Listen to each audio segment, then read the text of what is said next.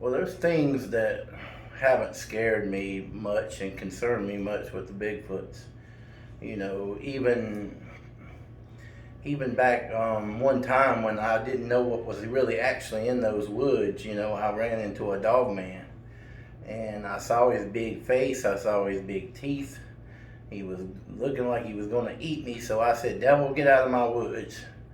And as I'm walking back, I got my point and shoot with me, and I'm walking back, and my wife and daughter out there with me at the same time, and this lightning bolt comes out of the woods, goes by my head, and hits the neighbor's fence. And now I've got a picture I'm going to probably try to include with this video so you can see exactly what I'm talking about. But after that, you know, everything was fine.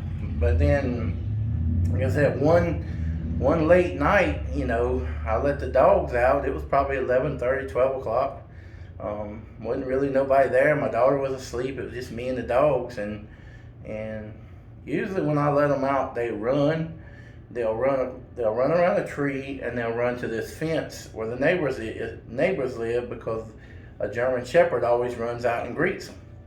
Well, that's the way it's been ever since. You know, it's been a boxer over there and a German Shepherd, and they always like to run and greet them, and or look to see if they're there.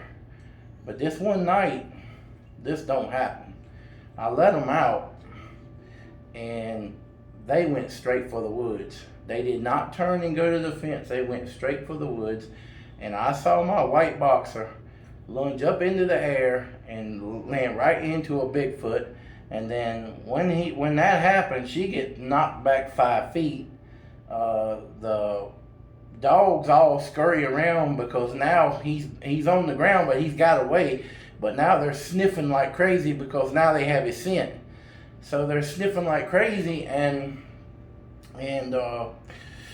you know, I'm all thinking to myself right now, if I don't get these dogs in the house as soon as possible, me and these dogs both might be eaten before this night's out, or killed at least.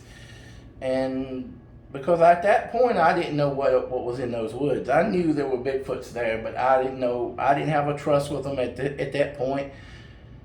So, you know, I knew then, when they didn't retaliate, I knew then, you know, they love us. They wasn't going to try to hurt us. They didn't even try to even hurt those dogs. I got them back in the house. I went back out there. There was this awful smell on the ground. You could see where he got the imprint on the ground where he fell. But I knew he went back into the woods. Well, a few days later, we go back. My wife's out there with the dog, and she says, "Whispers back there where that Bigfoot went." And she said, "I heard a real big roar, remember?" Yeah. You heard that roar, and Whisper come running back out. A few days later, I'm out there with the dogs. Whisper runs all the way back there where he was, and I heard it, and all I heard was roar. And when I heard it, Whisper come running out of those woods. And, you know, at that point, you know, she knew not to go back in there. But then it got crazy, because they had gotten the scent of those Sasquatches.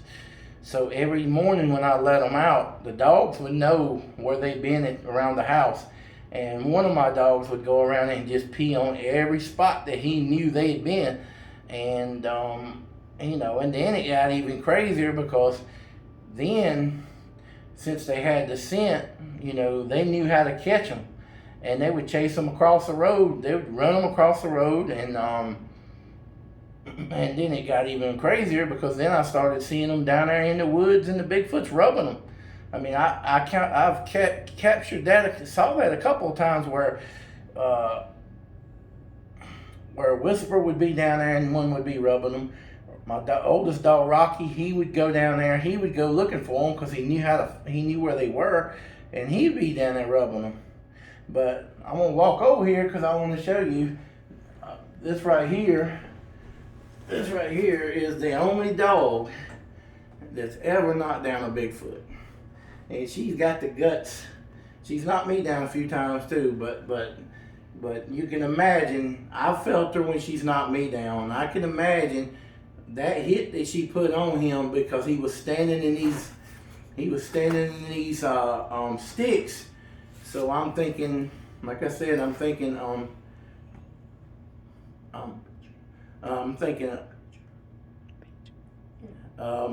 you know, me and her, you know, if we ever get back to where we got a place with woods and whatever, hopefully they won't still have their scent, because I don't want to have to deal with drawing them out of the woods, you know. But really, that was the only time that I know of when the stuff would have been that scary, you know. But other than that, it's been good.